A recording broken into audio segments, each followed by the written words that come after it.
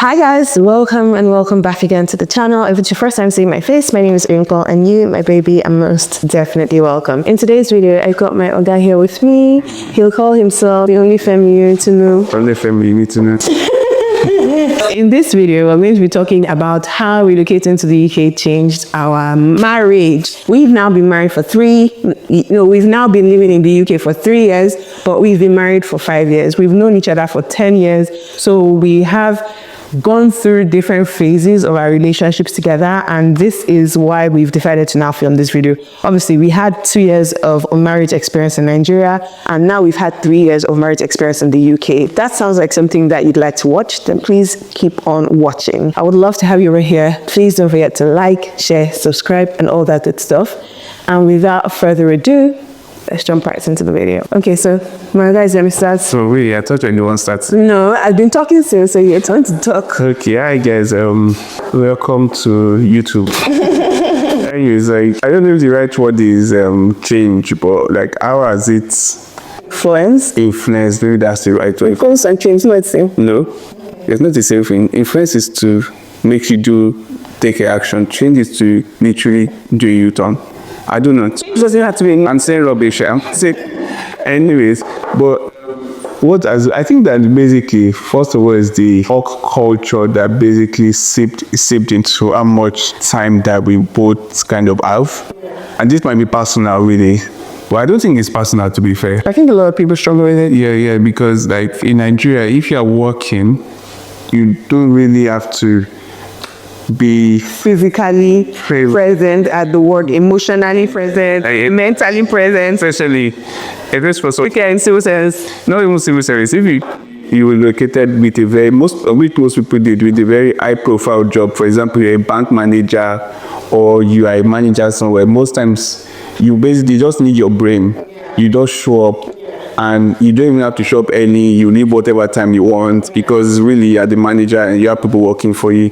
So, but coming here, even though you're a manager, you're literally like the servant. You just have to physically, emotionally, mentally involved. Everything be involved. Sometimes it actually pays you not to even be a senior person here because the more senior you are, the more responsibility it is. So, and the less you can, and the less time that you have. So I'm a manager and it demands a lot. So yeah, less time, which was not what we're used to because... And that really affected us at some point because I even had to tell him, like, I feel like you're so far away. And even he had to tell me that he felt like I was so far away. Because the truth of the matter is, me being far away was not really because of work, because I know how to shut down my work very well. It was more about the fact that I've been through pregnancy and postpartum twice. And that has affected me in varying degrees. And that really made me a bit distant at various points in the marriage. During pregnancy with my first child, I had a bit of antepartum depression and anxiety. Maybe anxiety, but just a lot of low mood, a lot of anxiety, a lot of, not being my normal self. And if you're not close to me, you wouldn't have known, but obviously he's literally my husband. So he was the one who felt the brunt of it to the largest extent. And that's affected us emotionally, sexually, every type of way that it's affected us, but it really did. Obviously, he's now tried to pull me out of that, out of that space. And then very shortly after, when I feel like my brain is starting to normalize again, I've now started going through pregnancy again and another postpartum. But genuinely, I feel like this pregnancy and postpartum journey was 1,000 times better than my first pregnancy and postpartum journey by every standard that I will use to measure it. This was a much easier walk than that first one. That first one was so difficult for me, and it really did weigh on us. And I think maybe also because the fact that we were new into the country as well, so we didn't have any support system. Yeah, I mean, we lived far away from family. And what support system? They only tried, but obviously it's not the same as being back home. And we did have support system. My uncle, they're actually my mom's cousins, and my own cousin Sei. they really did everything that they could have done to really support you. It's not the same as back home where you had OMUGWO on the corner, or you have a driver and you have an immediate neighbors. Exactly. This one, I bet I don't even know my neighbors like that. You understand? So that was definitely something that really, really affected us.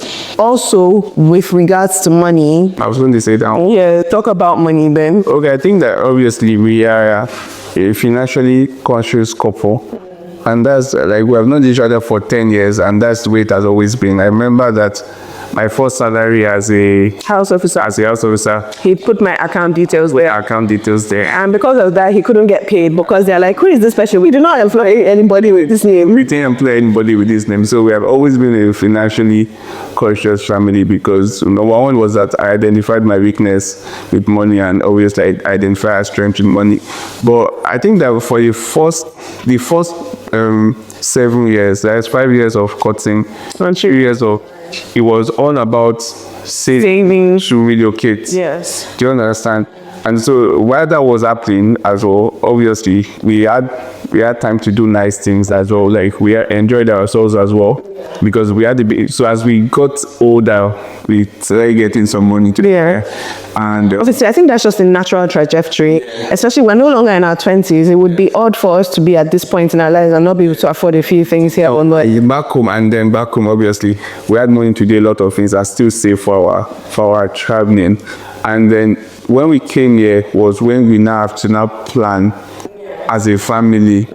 And then the ideologies of money we had back home had to be completely dismantled. Kitongo back sitting room. Okay. That was our daughter anyways. Number one is that I'm not directly responsible for the finances as well in terms of who is responsible. But the ideology of how money works in the UK is totally different from back home. And so basically we had to do a lot of learning and unlearning, and then obviously that will lead to arguments, because these are like Mama, nobody asked you your name, but okay, what's your name? Nita. How old are you? Okay, thank you, Mama. Oh. Obviously these are new concepts. Everybody has their own ideas. So sometimes it makes us to crash, like, oh, I don't think, for example, mortgage, it took him a really long time to come around the concept of a mortgage, because he thought, why the hell would I want to have a mortgage? It just seems like a rubbish idea. Like, why am I dropping so much thousands of, like, save for so long, then drop thousands of pounds to get into a debt? Like, when I can use that same amount of money to do something else. Do you understand? So it took me a long time to come around to certain concepts. Okay, you thought you're gonna go and stay with mommy. We have to learn concepts. Then we have to start thinking of what our long-term future, because obviously we don't think we plan to stay here forever. Yeah. So those are a lot of things, and obviously what income was going to be adequate enough. Yeah. What do we need to do? Because obviously we didn't want to live a basic life, because we didn't live a basic life back home, at least the first 2 years of our marriage. So like, how do we do all of these things and not live a basic life, still try to enjoy ourselves, to actually invest into our future? So there's a lot of new information. Like, I remember when you did the whole money ISA thing, I'm like, you didn't even tell me about it. Yeah, because so the thing is, I was a bit aggressive about trying to learn about the money, and he wasn't as aggressive. So when I find something out, I just do it instead of discussing it with him. And that was part of the things that gave us some friction as well, because he felt like I was making all the decisions and I wasn't carrying him along. And wasn't that I intended to not carry him along. It's just that once I've learned something, I just want to act on it. I don't want to be dragging feet about it. I don't want to start. I think it also brought out our PTSDs. Yeah, because obviously... Because I have a lot of PTSD about money. Yeah, so for example, when you were investing in stocks and shares and everything, I had the PTSD because my mom invested a lot in Nigerian stocks. and it all came to came to nothing. So when you tell me that, oh, you have gone ahead to do stocks and shares, and I'm like, oh, at least let me know what risk we are taking with our money. Do you understand what I mean? And then there was a risk of for you. And in my own PTSD is debt, but I mean, it's a whole really big issue. It makes me so debt averse. And this country is in debt. Hate debt so much, and the fact that this country circles and revolves around debt was something that I had to realize. So like when you were saying, oh, let's get a Mercedes, and I said, why can't we just buy a cheap car? Like just buy a £4,000 car and just know that we've bought a car, we don't have to ever pay for car again. And so it's like, why would you do that? Like buying that kind of car, it's not going to be reliable. For example, what if it breaks down and it's not going to be comfortable? We've got children. What kind of car? It will be all those two-door cars, those very tiny cars. How I'm going to fit our whole family? And obviously, part time we have someone with us who also helps with the children. So part time we're 5 in our household. How are we going to fit 5 people into that type of car? But I think that at the end of the day, basically, it was just at some point, it was just like the same way we're in Nigeria. I just trusted that she was making the right decisions about our money. I'm just okay. I know that I'm making the right decisions, and that for me, like whatever happens, we'll be fine. And that's the sort for philosophy. That's my philosophy. Like whatever happens, we'll be fine. And I don't think that you make a rubbish decision. So I don't think that you make it. So that's why I always say to her, like, I don't think I'm going to make a wrong decision when it comes to money. You hardly make wrong decisions when it comes to money. The only time I've made the wrong decisions was being penny wise, pound foolish with the furniture that we first bought. Oh, yeah. So one thing that's part of the things that we take, because we didn't know, to be fair, I don't blame you. I don't think you made a mistake. Is that on the UK is a weird case because you didn't know. So what we've done is we've gone to a warehouse where they sell like furniture that is maybe old stock or slightly defective and stuff, and we bought like a cheap furniture from there. We thought that we'd be able to use that furniture for a few years, but it literally just broke down on us completely in a month. In less than a year, in months, which was a few months of us having the furniture, it just literally gave up on us, and we're like, wow. That's the reason why we decided not to chip out on the car as well, because if some people are lucky and they're able to get good used cars that serve them for a period. But this car that we're going to have is going to be for a minimum of 4 years before we think about what we want to do next. So if we've decided that we want to have this car for a minimum of 4 years, buying a cheap car and trying to wing it on it, are we going to be lucky or are we not going to be lucky, is not something that I wanted to be dealing with, because spending the money that you think you're saving up front, you end up giving it to a mechanic. And mechanics are not exactly, mechanics are not cheap in this country. So that is definitely something that we considered when we decided that I wanted to buy a new car. Another thing with money also is that in Nigeria, I found that we could comfortably live off only his income. Yeah. Comfortably, only his income. And we even have a little extra. That's not what we did. We live up of your own. No. I'm saying no, because I didn't get paid for it. Yeah. That's true. Yeah. That's true. I've forgotten that. Towards before we moved here, I was owed salary for 6 months. Mm-hmm. And in those 6 months, obviously, I was still eating, I was still making my hair, doing my nails, being a fine girl all around the place, buying things, nice things, going to Lagos for Airbnb weekends, And that was because we were just living off of him. And him alone was able to do that. But and we're still able to save a bit as well for the relocation, because I literally did not make any significant money that was coming in that we used to relocate. It was all him. By the time we relocated, it was when they now paid me my money. Yeah. And at that time, we just converted it to pounds and added it to our savings, you understand? But in this country, I find that to be a little bit more difficult to achieve. Because, and I don't know if it's because of the city that we live in, because we live in Essex. And it's very near London. So anybody who knows anything about the UK knows that the closer you are to London, the more expensive things tend to be. But he works in London and I work in the outer London area. So it's a bit it's imperative for us to be able to get into London rather easily, because that is also responsible for why he's able to make a decent wage. Our city is quite expensive, and having only one person to rely on is going to mean that that person is going to be overworked and overspent. There are people who do it. Like, I've got Muslim colleagues who do it, because I think in the Quran, the woman is not supposed to contribute financially to the house, I think. If I'm wrong, correct me.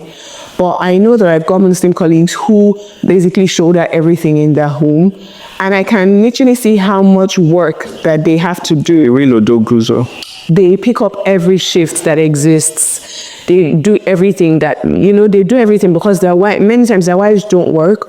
Or even if their wives work, it's not for the household pot, except if the wife is just feeling generous to contribute. So that was another dynamic that I found quite interesting. Okay. So I think another thing is, I don't think this is about the change in Caribbean environment. Obviously, in Nigeria, we're wild and free.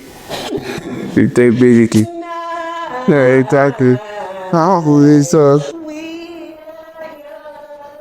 wild and free and everything, yeah. So I think that in terms of sex as well, it was like more, but here is like just work, their kids. So I think it's more of a fact. I think more of the fact that we have children. Yeah, I think more of the fact that we have children, and then obviously, like you said in the beginning, there's less time for just us. Yeah. As well. So there's really more. We have to be more intentional about prioritizing us time. I think that's what we say. And that's why sometimes we take holidays and leave the children, because we really need like a reset. Because I find that if we take the holidays, we bond a bit better, and we're able to just have a little bit of a reset of just understanding why we decided to get married. Because sometimes before we get to the point that we are now housemates, and that's not really what we want for ourselves. We don't want to be housemates. We want to always be married couples. Do you understand what I mean? So that's why, if somebody was saying to me the other day that how am I able to leave my children and just go on holiday, I clock out quick. Ask them kids and ask you. I think that to me, honestly, I think that is basic. Like, have your house time, and the individuals in the marriage ought to have their me time. Like, the woman should be able to go on vacation, if it's just even once a year. Like, get away from everything. Obviously, the man as well needs to be able to get away from everything and just have his own time. And then two of you need to be able to get away from everything and just have your own time. Else you probably lose yourself. When inside is hunting each other. Yeah, you lose yourself to the pressure of being a parent, which is a lot of work. It's interesting as well. I will always choose to be a parent forever. And it's something I really. It's not like we're regretting it. I'll never regret it. I feel it's very rewarding. It's very interesting to see them grow. I feel like personally, I feel like that's a sense of responsibility. Yeah, being a parent, and not necessarily. When I mean being a parent, obviously, your child doesn't necessarily have to come out of your womb. Do you understand? So either you're adopting or you give back to your child. I feel like everyone should have a child, because it just shows the highest level of maturity and responsibility, because that should be a loving unconditionally without any hope that the person will love you back. Because they may choose not to like you. Exactly. It's the highest level of responsibility, and it really changes your outlook to life. But you still need to refill your own tank. You need to refill your marriage, because you don't want to also lose yourself so much in the marriage and the kids are not saying love. Yeah, and at the end of the day, they will not be able to know what the healthy marriage should look like. Exactly. So they're unable to see love that they're going to portray in their own lives as well. So it's very important that you guys actually find the balance. But I didn't think that obviously the change happened to us because we relocated to UK. But I think generally it's a change that happens when you have children, not necessarily specific to your new relocation. Once kids come in, but you know why I think it's specific to relocation is because we've got house helps in Nigeria. Exactly. So yeah, you don't really have that luxury. They start school earlier. I mean, we could have put our children in school earlier as well, but that's a lot of money. No, fam. That pounds don't go into their ISA. Honestly, that's a lot. Even their ISA is still cheaper. Exactly. It's still cheaper than their nursery. Their nursery is so expensive. So obviously, by the time you're having to think about money and bills and all of that, it really does reveals your mind from like lots of things. Yeah, if you have me to avoid not paying for nursery, I'm going to say I had not recommend. use the money for something else to be. You know, because at the end of the day, we've decided to now go to the nursery around the corner just to find out the price, and very, very easily for one child, we're spending almost 1,500 if you want to had to go to nursery full time, and that is just for one child. Now we've got 2 children. Obviously, we'll get a 10% sibling discount, but even if we wanted that sibling discount, we will still be spending almost £3,000. Where is that £3,000 going to come If from where it should be going to somewhere else. Let's even assume that you now have if imagine putting £3,000, putting £1,500 in each person's investment account per month For even 10 years. for just 10 years. You don't have to do it till they're 18. That's a wait for 6 years. In fact, just even do it for the first 3 years of their lives. And call it a day for good. Let's say, oh, this money I would have used to send you to nursery, I'm going to put it in your junior ISA for the first 3 years of your life, and then when you now start going to school, obviously I will not reduce the money. Do that and see, put it in a compound interest calculator and see what you will get. Exactly. You'll be perplexed and you'll be so shocked. So if we can, obviously, I know some people might not be able to find the way around this. But if you can, you have to find out. I think that people should open their minds up. Like the system that we do, obviously, it's not like it's so foolproof. It's foolproof. It's not full. So obviously, there's some cost. It comes to some cost, but if you do the relative math, it still makes sense to choose our option. And I think that's what we always do as a couple. We like to write it down, make it plain, look at the cost, and then obviously go with it. So yeah, I think location, because if you were in Nigeria, I always make a joke that if my wife was in Nigeria, she probably definitely have someone that will massage her every week. Literally. She should have one more door. Period. She will be nannying. Like literally, Someone. That usually costs you. Do you understand? But not in the UK, fam. In the UK, I'm not dependent, strong woman. And independent strong woman, please. So I think that that's basically it. Yeah, I think also ego issues as well, as a man as well. How so? Yeah, so I feel like UK, especially, my first job, that actually made me feel a bit Less than yourself. less than myself, because obviously I was coming as a co-founder. I'm still a co-founder anyways, but then having to do a job that was that job. So people saying, are you even in the UK? And people saying, are you speaking English? Are you speaking? Can I speak with somebody who can speak English? Oh. Like, duh, what am I speaking? And then reporting to people that you're wondering, I'm smarter than this. Would you understand what I mean? Like, and then the income wasn't that great as well. And like, how long am I going to do this for? And do you understand? So that basically creates some form of distance, because as a man, you go into a default mode of I need to create something, I need to provide, and once you're thinking about that, you might not be as romantically involved. Which I want to feel like I said to myself at that time was, I don't think I'm as romantic as I used to be, because I was more worried about I need to figure out my life before she starts seeing me as some form of Debit. do you understand? Right, exactly. So I was like, that was my focus at that time. Do you understand? So, but obviously she was supportive. Obviously, it didn't show, but in your head as a man, whether she's supportive or not, it still rings somewhere in your head that you need to double your hustle. You need to do something to make the right choice when you're marrying. I think that's the most important thing. Then you have to make sure the person is truly your person, because it just makes it easier, especially if you're a man, knowing that if you don't have that support system in your marriage, it will be hard though, especially relocating. I am not relocating with a guaranteed high value standard. Yes. You have to ensure that your partner is your partner, in that, because you suffer, because you'll be struggling in your head. You go to work and it might still not make sense. Do you understand? Because in your head you're like, it can't just be about paying bills, especially if you're a bit ambitious. It's not just about paying bills. You want to do nice things as well. You understand what I mean? So I think that that's one thing that changed as well, because back home I didn't even care what you were doing with money.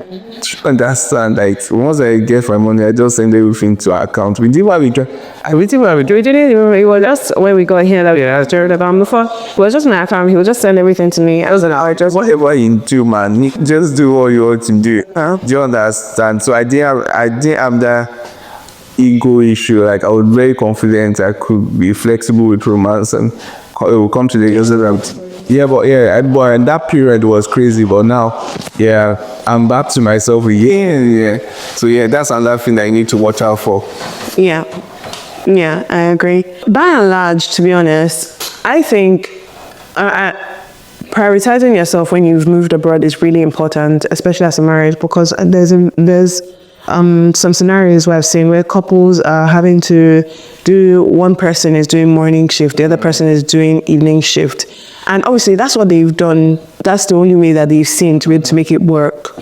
But at the end of the day, what you'll find is many times situations like that, you start drifting apart and it's not intentional. It's just because you never actually see each other and distance is just making you drift apart.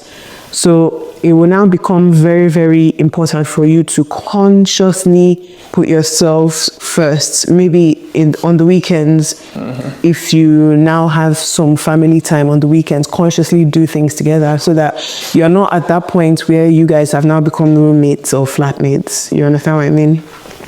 But anyways, that is how basically moving to the UK affected our marriage.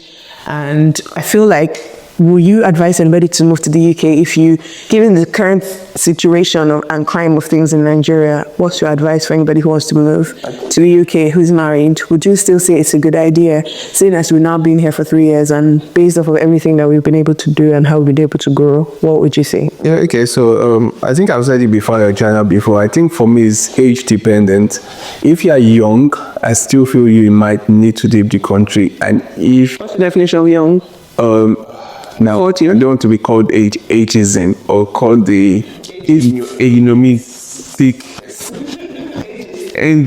but to be honest, I think that 40. If you are less than 40, I think that you should, especially if you are still trying to figure things out in Nigeria, you should actually still move.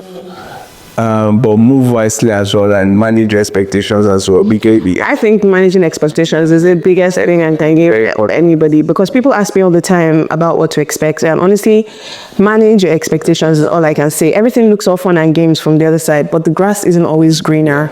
The thing is, you would have heard all these big numbers, and they're big to you because you live in Nigeria.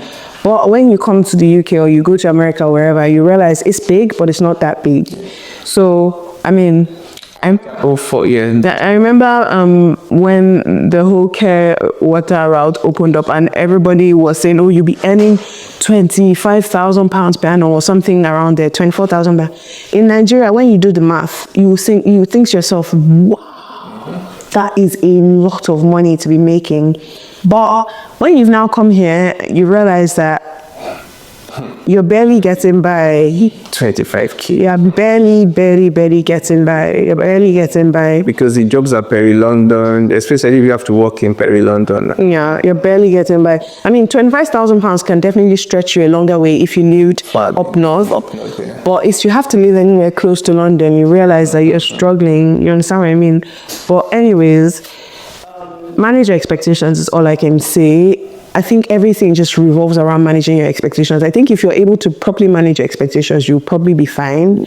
And we've been living in the UK for 3 years now, and even up till now, my husband still doesn't feel like this place is home.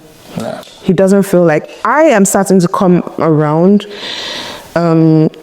Like, I feel a bit more relaxed in my mind. It's an age thing, really. It doesn't say that, like, if you have lived your life very long in a particular place, it'd be difficult for a new place to be like home.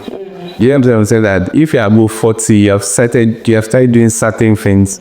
Like, for example, you have started a business, you have started building a house. You started building a house, and somebody is saying, sell all of that, and then come and start all over again. It's difficult. Except you're really sure that you have a very high salary waiting for you, you will struggle mentally, and if you are not very careful, it will actually break you, to be honest. Yeah, I agree. Anyways, guys, that is it for this video. Thank you so much for watching. I really do hope you learned a thing or two. Please don't forget to like, share, and all that good stuff. Thank you to my husband, man, for filming this video with me. I really do appreciate you. I love you. You are amazing. And I really do appreciate you for everything that you've been for me through this past 3 years that we've been here. Do you want to thank me too? Yeah, thank you for... No, I don't want to thank... Anyways, thank you guys so much for watching, and I will catch you guys in my next video. See you guys till next year. This is January. Next year then.